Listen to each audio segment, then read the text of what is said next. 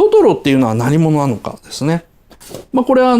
サツキと出会うシーンなんですけども、身長が2メートルですね。年齢が1302歳という時に、トトロ公開の時にはなってました。でも諸説あります。ジブリが、一応公式として出している文藝春秋のですね、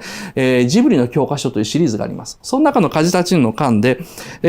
鈴木敏夫さんはですね、もともと宮崎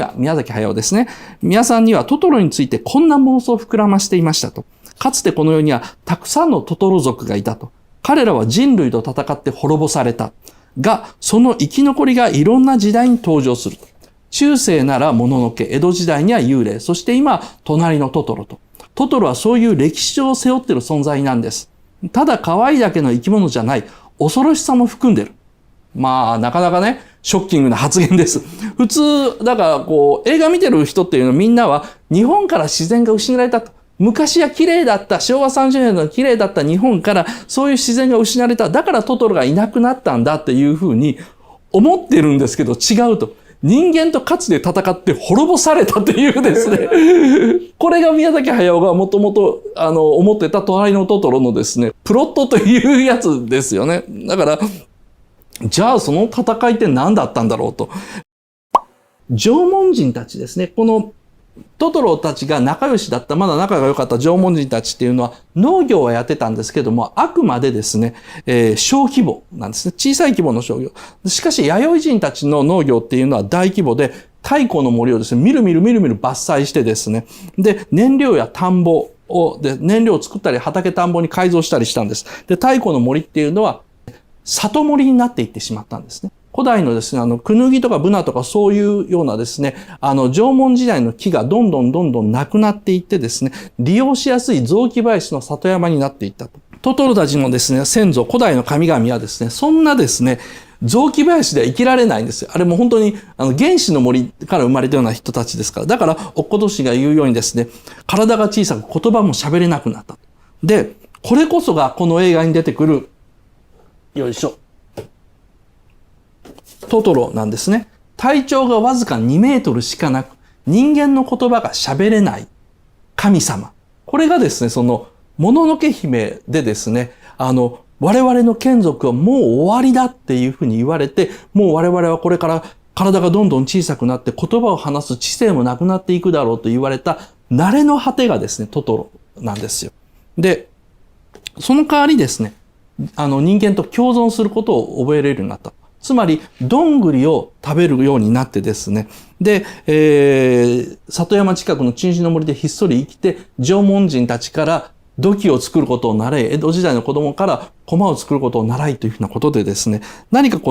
ひっそりと生きる方法を覚えたんですね。だから、最後の大戦でですね、おそらく700年前のもののけ姫大戦とでも呼ぶんでしょうね。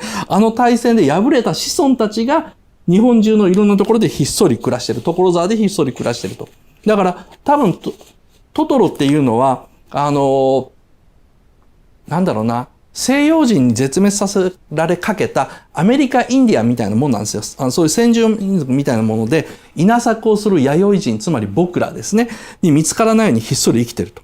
というわけでですね、もう一回ですね、風立ちぬの教科書の鈴木敏夫さんの言葉を読んでみるとですね、もともと宮崎さんにはトトロについてこんな妄想を膨らませていました。かつてこの世にはたくさんのトトロ族がいた。彼らは人類と戦って滅ぼされたが、その生き残りがいろんな時代に登場する。中世ならもののけ、江戸時代には幽霊、そして今は隣のトトロ。トトロはそういう歴史を背負っている存在なんです。ただ可愛いだけの生き物じゃない。恐ろしさも含んでいる。ですね。